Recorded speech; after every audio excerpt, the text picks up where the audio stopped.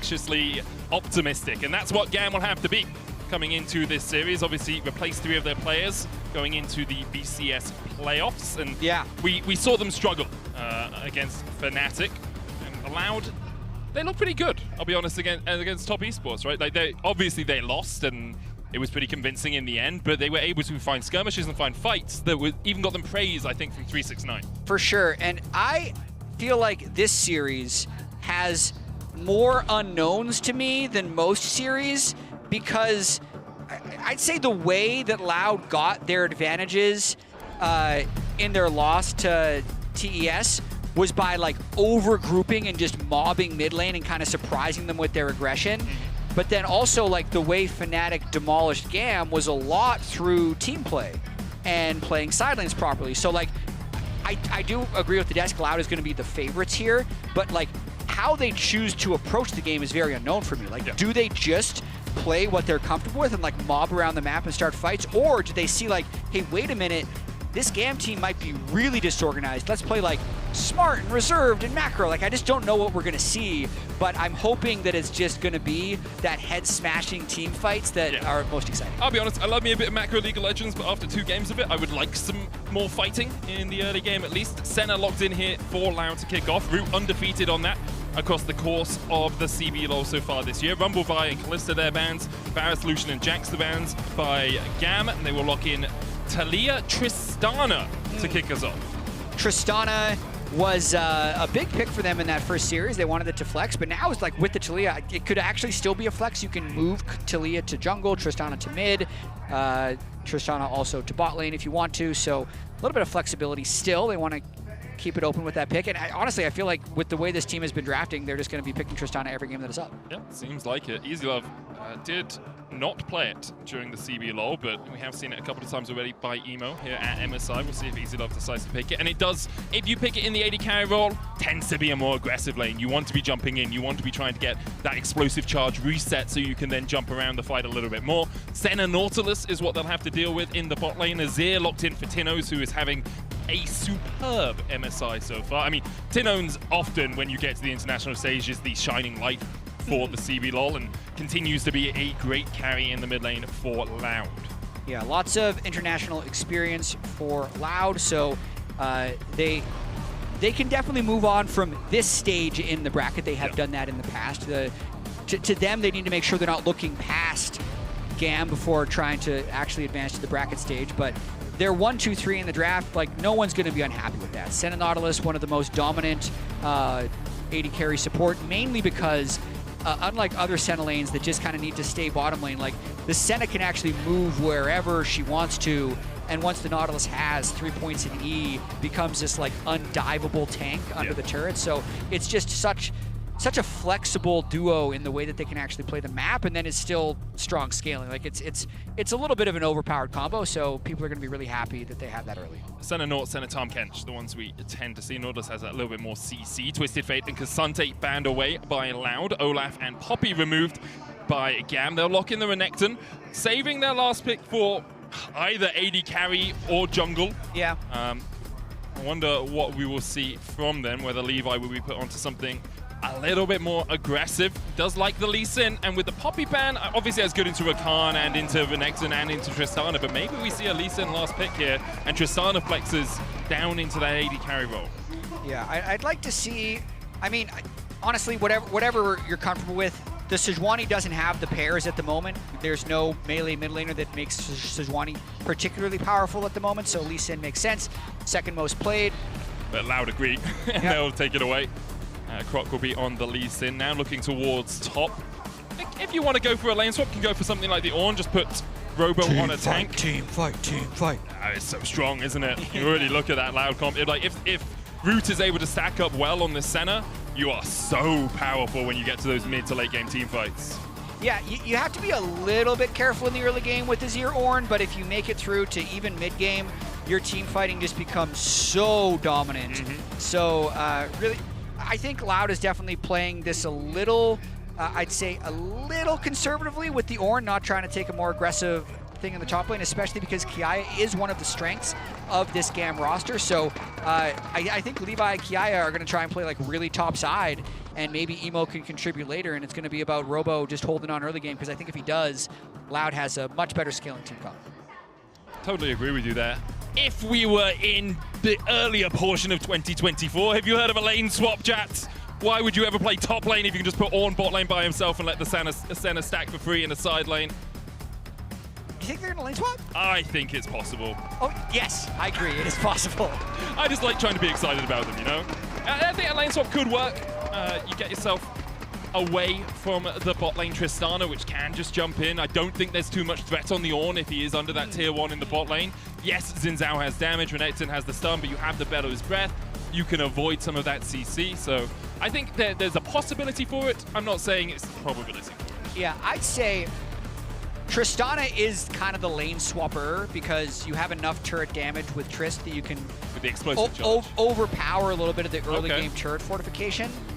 So it would have to be GAM that initiates it, but then GAM is also like the least coordinated team of the teams we have left. I don't think GAM will initiate it. I think maybe Loud will, but we'll see. Yeah. Maybe I'm just so excited about lane swaps that I see them everywhere. I know. Once, you know? The thing is, once you research something, you just want to talk about it. I just want to talk about it all the time. Yeah, exactly. You know? Like this one year, I researched Cosmic Crisp apples, and I probably told everybody in my life about them. What's the Cosmic Crisp We'll apple? get into it if the time comes, but we actually have the start of the game now. Just a teaser. If this game gets out of hand, I'm standing here with bated breath. Don't worry about it. Root and Croc are going to look for a little bit of invade. Robo here as well. Kiaya coming round on the flank. Croc will spot the fact that Levi was in that bush and force him away.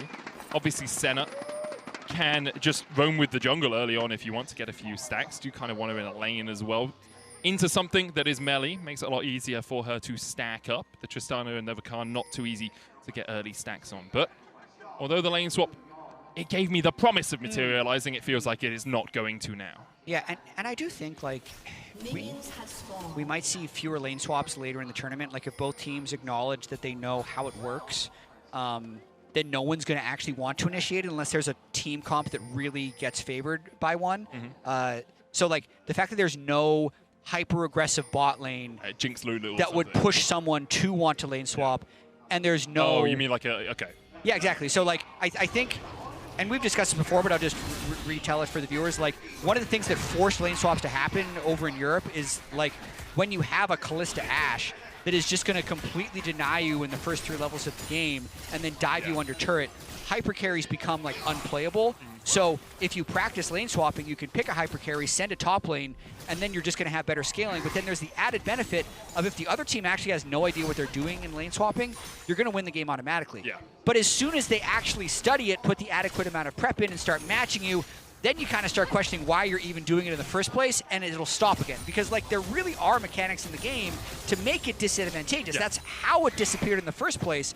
But 5 years later, it's back again, I think, because the collective understanding of lane swapping has diminished in the competitive scene. It's like, it's actually fascinating to me from like the same way baseball is fascinating to me. Yeah. Like, I love talking about baseball stats, but I don't like watching baseball. Okay. So I love talking about the theory of lane swaps, but I don't actually like watching them, well, if that makes sense. Thankfully, you don't have to watch it this game. It's it does great. make sense, chat. So we get both. Yeah, it's true. We get to see our feature matchup in the top lane presented by Mercedes-Benz as well. Robo versus Kiaya. Kiaya got the early push here, kind of to be expected. Renekton into Ornn. We'll be looking for that empowered Ruthless Predator stunt. From time to time, Robo will be trying to avoid it with the Bellow's Breath, as that matchup does tend to just go in favor of the... I mean, it goes in favor of the Renekton most of the game until the Ornn gets tanky enough, but Ornn very much picked much for his teamfight presence rather than for his laning phase. Yeah, and I want to see if Kiaya can, you know, get enough good trades in that they can maybe force a dive. It's going to be long from now that action needs to happen. I do think the fact that Croc is path bot to top would potentially give him a window if he wants to really invest in something, but I think he's just going to full clear, take Scuttle Crab, recall, and then just go about his day. Robo stepping past here. That's a very good trade from Kiaya, but as you say, like, Levi's not really on the right side of the map for this. He passed from the top side to the bot side, looking perhaps for a dive on the Senna Nautilus, which is always a possibility. Could play around mid as well, put Tinones behind, so often he's the carry for this Loud lineup. And Looks like that's where Levi is right now. Put a ward in here. You complete your first clear. You check if the Razor Beaks are up. You put a ward in, and then you base, and that's exactly what Croc's doing on the other side of the map. Croc, though, not immediately going for the tempo reset. Instead, looking towards that top lane, trying to force Kiaya out of the lane. Obviously, there's a possibility of killing here, but Robo just wants to get the wave forward. Kiaya with a great dodge. Sonic Wave's going to hit Kiaya, able just to slice and dice his way to safety. Yeah, I think if the Ornn knockup lands there, maybe they can get a flash. I don't think that's actually a gank that kills. I think they're just hoping that buys enough time for Robo to shove the wave and get an actual decent base in. So job done there for Croc. It will mean that he's going to be a little slow to get to his camp respawn, but it's not going to affect him that much. You can see Levi already on his Krugs. Croc, though, a lot of vision already on that bottom side of the map. We'll see if he tries to avoid that or whether he is willing just to step through it. Could look for a bot lane gank, but the reset's happening for Elio and Easy Love. Hook down. Elio tried to dash away, can just battle dance. The wave now stacking up, and perhaps this calls Croc and Levi down towards the bottom side. You can see Emo already roaming across as well. Redbird and Root will want to crash this. Emo on his way across. Easy Love and Elio pulling Redbird and Root further into the fight. Redbird has the flash, Root has heal and flash of his own. TP in just for protection, but they're going for the engage as Redbird dodges the seismic shove. Some tap shoes on him to be able to escape that knockback. Croc looking to see if Emo takes a greedy route through the jungle to get back to his lane, instead just resetting. Levi is here, will meet up with Croc, control ward in the bush. The reaction from GAM, good, but Loud just want to keep GAM around for a little bit longer and then get back to their lanes. Yeah, Tinone's, I think, probably would have been better served just teleporting mid lane and getting the early push on that wave, but I understand why he went bot because it was an extended fight.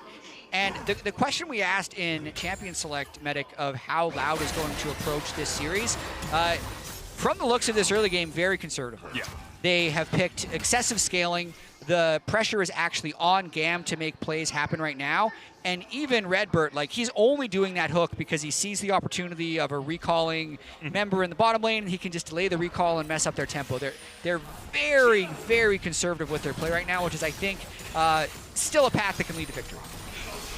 See Redbird TP back into the bot lane to get that wave pushing out. Root's going to join up with Croc here to try and take some of these souls away from the grubs. What you see good centers do, really accelerates you through to those higher stack points. Seismic shove on Tinos, but the wall his friend as he gets yeeted into it. Root actually can't get onto these back to Absolution, these mist fragments. Croc can dash across the wall, has to burn the flash. Call of the Porch God from Robo. He sends a train going through GAM as Emo locked up with it. He'll fall first. Kiaya has to flash away. Flash chased by Robo. The slow on Kiaya, will it be enough? Flash into the last embraces. Root should be able to kill off Kiaya here. Takes it. It's Robo actually in the end securing it. 2-0 in favor of Loud. What a nice fight there by Loud. When you have a Renekton top lane, and this used to be with Rift Herald, but it's now apparently a grub fight, and you use your level 6 power spike on Renekton and lose, that's really hard to come back from. So Ornn landing that massive shot through the entire team fight, getting the first blood on Emo was nice, but I think the bigger thing is the fact that Robo gets a kill, takes out Kiaya. They get 2 plates in this top side. He has an experience advantage on the Renekton now. This is actually a point with the Bramble Vest and whatever his next recall is, as long as he doesn't die to Levi here, that Robo can actually start winning this lane now. It's no longer just standing back as Ornn. He can start actually pushing the Renekton. There's GAM to look for the play initially, but Croc able to flash away, and then the Call of the Force God just locks them up in the fight. Oh, okay, that was, I don't know if that was intentional, but that was pretty sick. Like the fact that the Azir ult misses, but the flash flashing away into the Ornn ult. Did he buy a ticket? Nope. Packing. Chef's kiss right there. And that's the coordination we come to expect from Loud, especially in these skirmishes. We talked a bit about GAM having these 3 players who've only joined them since playoffs. It can make it a struggle in fights like this because you're not all on the same page. Loud now out to a 1,500 gold lead. Redbird looking for the hook here. Root's going to come across. Already at 28 stacks. Just farming up on that center, and Redbird doing a good job of just keeping this lane in the bot lane, making sure that Easy Love can't move around too quickly because he has to answer the push. And also on the side of Loud, like that Rift Herald, not Rift Herald, right? That grub fight was more of a counter punch than an actual aggressive move, which is totally fine. Like they do not need to be forcing with Ornn, Azir, Senna. But now that they've won that fight, you can see Croc very smartly. They get bot prio. They move this over to the Drake. They have mid push. They should be ready to fight if GAM decides to contest this, but otherwise they can just pick up this Drake. Yeah, Robo no TP, nor has Kiaya. Hook's gonna land onto Levi. Elio looking for the flank position here as Levi dashes in. Flash away by Redbird, was worried that Elio could just jump on him on that Rakan, but the Drake's going to be secured by Loud. They'll get the 3 grubs and the Dragon, all the neutrals going over to the CB law. Yeah, this has got to be a really comforting start for Loud fans, knowing that this is an elimination game, and their goal, I think, is to make it through to the bracket stage. Take a look at this top lane. Robo doesn't get the knock-up, but he's still feeling pretty feisty. He has so much armor. Kiaya has no flash. There's the first knock-up into the brittle dominance by Kiaya. Ult for ult exchange. Robo much healthier right now as Kiaya will look in. Cole the Meek after the slice and dice. Doesn't use it. Didn't have it up at that exact moment. Uses it afterwards on the wave. Will heal up just a little bit.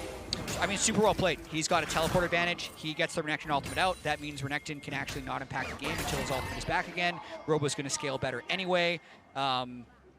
Really well played by RoboZorn. And Loud just playing things nice and patiently. Yeah. You know? As you say, counter punch around the grubs, got 2 kills, made a little punch around the Dragon, but it was all just about forcing Levi off, trying to get a bit of a chunk. Managed to do so, and now they are about 1,500 gold in the lead. Roots coming up towards the top lane to help push this out. Redbird still answering bot. Grubs up in 23 seconds. I love the movements from Loud. They're playing the map really well. Yeah, I really love Senna. This is why Senna Nautilus is so good. You leave the Nautilus bot with the Bomby Cinder. He can wave clear perfectly. You can see GAM like kind of realize that just now. They're like, wait a minute, we can't move this Nautilus even if we want to. We should probably get up towards Grubs, I guess. But then, like, Redbird's teleport's going to be up pretty soon. If there's any delay at this Grubs, he's going to be able to get up there no problem. So, yeah, that was feeling comfy. And the question is for Loud, do you start the Grubs or do you wait for Redbird? And those are the 2 things that can happen in this situation. You should wait, but sometimes teams get a bit overeager and they're like, oh, Redbird's on his way, let's just start it. True. Here, we see them waiting, which is exactly what they should do in this situation. Loud's locked in. Yep. They're absolutely locked in this game. They're not just saying that they have the Nosher's Tooth on his ear, let's just go anyway. They don't even need to expend the Nautilus teleport. Easy Love is completely out of bot lane, not getting experience. Now the Nautilus is here, he hooks in, they're going. Crescent Guard already used. Knockback with the Dragon's Rage kick as well. Levi locked up, depth charge onto the backline. Elio just trying to charm some people, but there's no one biting as Loud chunk out Levi, chunk out Elio, and turn their eyes towards the Grubs. Yeah, most likely going to be a 6 grub game for them here. People are moving towards bot lane, and the nice thing with Redbird here is he gets like 30 seconds to make whatever play he wants to if he really, like, they could even set up a dive on Renekton if they're feeling really greedy, but they actually don't have to right now. They don't need to expend that Nautilus teleport advantage. He can just walk down bot lane as Croc finishes off these Grubs. So Emo walking down towards the bot lane to get that push out. He's going to stay around it. Smart from Loud to send Tinones to answer him. Redbird obviously can wave clear, but has gone Warden's Mail, Barmy Cinder, and a cloth armor, so really wouldn't do too well into the Talia. So Tinones is the one to answer bot. Redbird catches mid. Grubs secured by Loud. They have 6 of them. They've got the first Drake. In 2 minutes is the next Drake. Expect to see them using their push in the top side, pushing mid, to then get some vision into GAM's blue side jungle and set up for this next Dragon. Yeah. 6 Grubs. A lot of the time, and this is, they've obviously buffed Grubs in the last few patches. That they have, yes. So they're, I don't know, like 25% more powerful, I'd say, killing turrets. It's so hard to actually know what they contribute. There was these really weird stats I found, or rather, the NA stats guy found after I asked the question. So I didn't find them. I bet you asked the question. Yeah, I asked nicely, and then Leo found out. Sat here in your ivory tower like, please, sir, can you find me the Grub stats? Awaited the results. But in the LCK, teams with 6 Grubs lost like 60% of their games. Okay. And it's like, I mean, that's a little bit of a red herring. Yeah, because how many dragons are the enemy team taking while you're taking Grubs? Like, clearly, Grubs aren't bad. Like, they only make your turret damage higher. But oftentimes, what you have to spend to get them ends up not being worth it. But in situations like this, they didn't spend anything. That's awesome. The only deficit is in AD carry. There's about a 500 gold lead for Easy Love over Root, but that is balanced out by the fact Redbird's 1.1k ahead of Elio. Yeah. So you've invested nothing and you have had something for free. Capitalism in a nutshell, if you can invest. Surprise, you're rich. That Loud shareholder's very happy right now, it seems, Kobe. As they As picking up their dividends wherever they can. Drake up in 30 seconds. Resets start to happen from Loud. Root resets, gets himself 4 wards on that Bloodsong. Double control ward for him as well. Croc has a control ward. There is a little bit of vision in the Loud jungle around that red buff. Perhaps GAM can look for a pick. At the moment, Robo's waiting. One of the most decorated players in the history of the LLA. Robo looking to see if Emo oversteps, a rookie on the international stage, but Emo just pushes out the wave and backs away. Yeah, Dragon will be up in like 5 seconds, I'd say. I think the risk for Loud is if you go for Drake now, you are giving up the Scuttle Crab. The Rift Herald, in fact, the flash hook lands easy enough, tries to get away, but Croc landed the Sonic Wave and smacks Easy Love down. Loud now pushing mid, and they'll turn their eyes to Drake. They're not going to contest the Rift Herald. Yeah, I mean, honestly, they might just take this turret. They got 6 grubs. It's pretty difficult for a support to defend it alone. They're at least getting as much damage as they possibly can into it. Levi will take a consolation prize in the Rift Herald. Kiai's going to get a little bit of top lane damage here, but it is more of the same here for Loud. Tinone's pushing in bot as well. Emo having to react to mid to clear out that wave means that Tinone's gets the full tower in the bot lane. Kiai trying to trade onto Robo, should be able to take this tower, so it will be turret for turret. Yep. But in the end, second Drake for Loud in exchange for that Rift Herald. Yeah, no perfect game to be had here. Redbird actually in trouble, no flash. Doesn't have the death charge, it has a hook.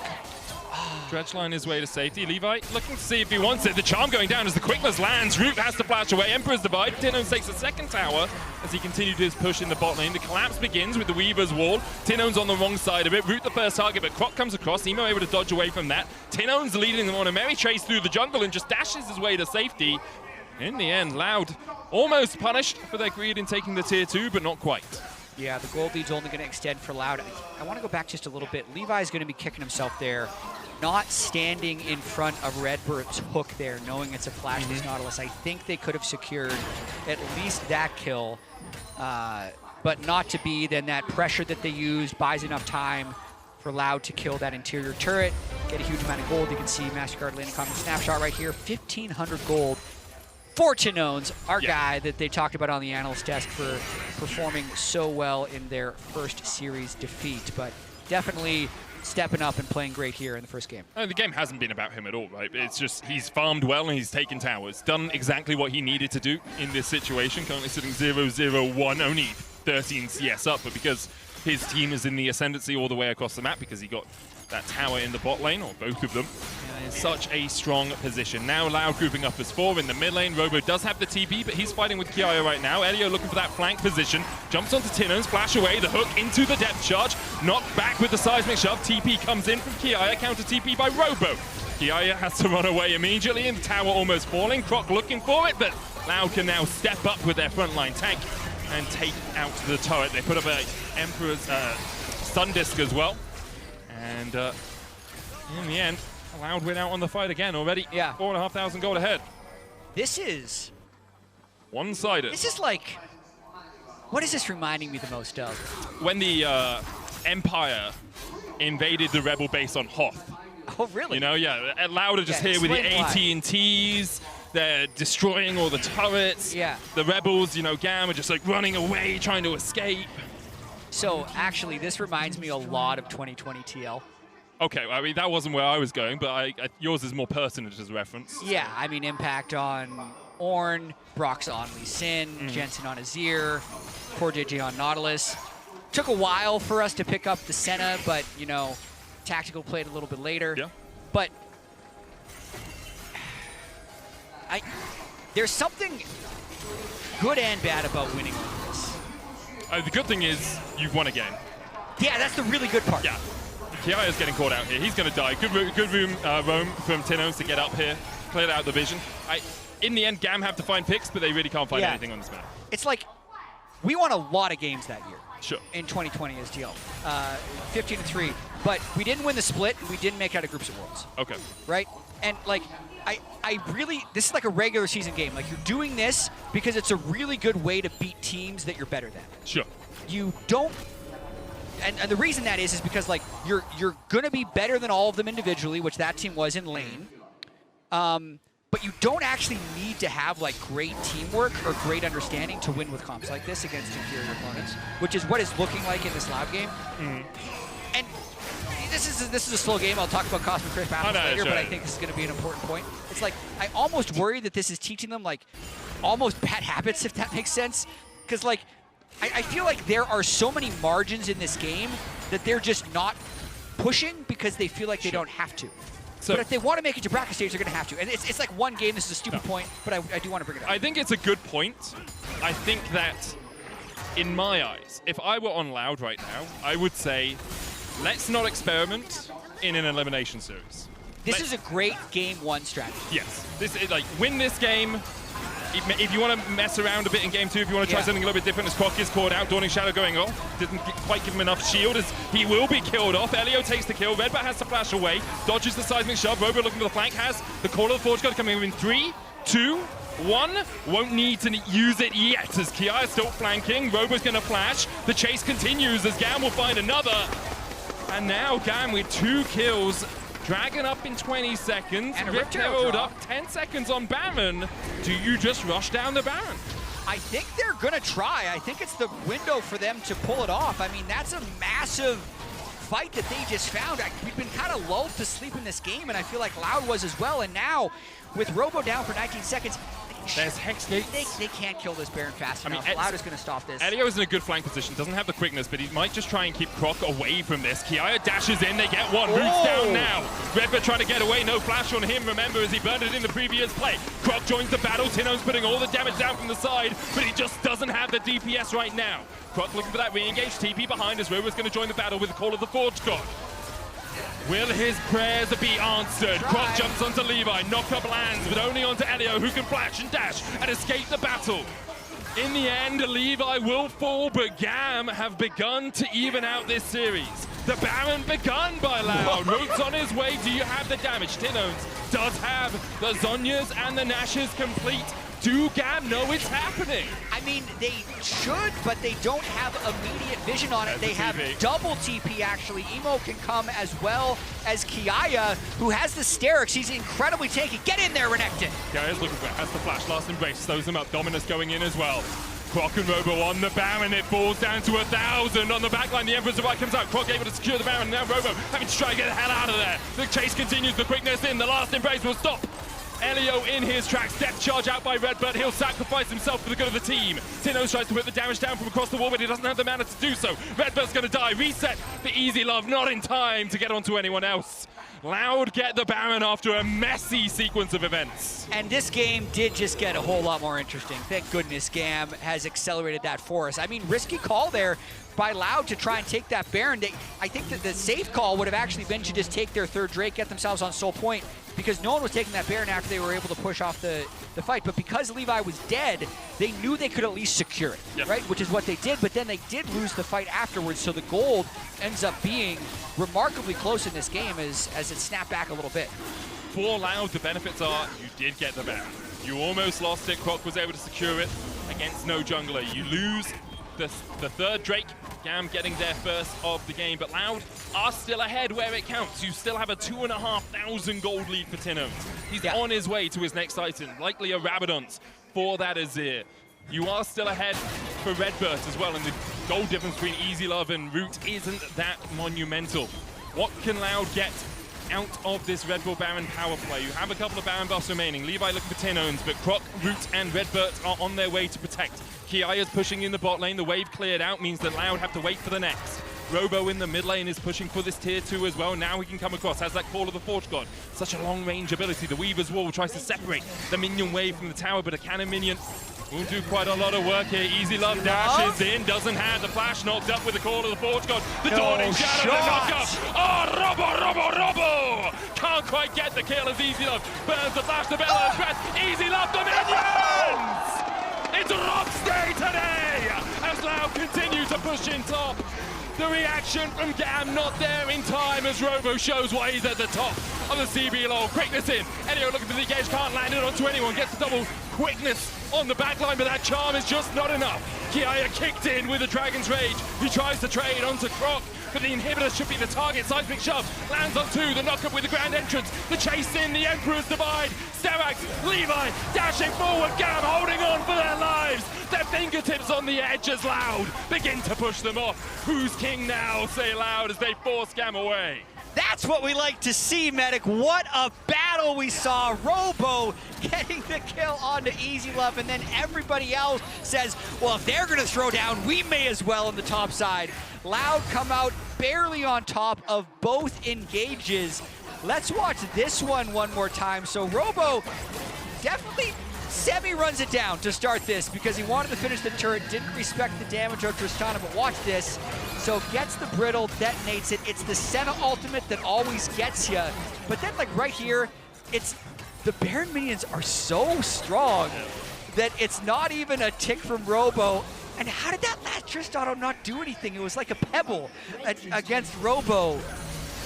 There's no way Easy Love thought that last auto wasn't getting a kill. And then Elio looks for the engage here alongside Levi. Can't quite get the knock-up with the charm. The kickback onto Kiaya, not the target you want, but watch Emo seismic shove here. Absolute perfection. Lands it on 2. And then the chase continues. The Emperor's Divide just separating the fight enough for Loud.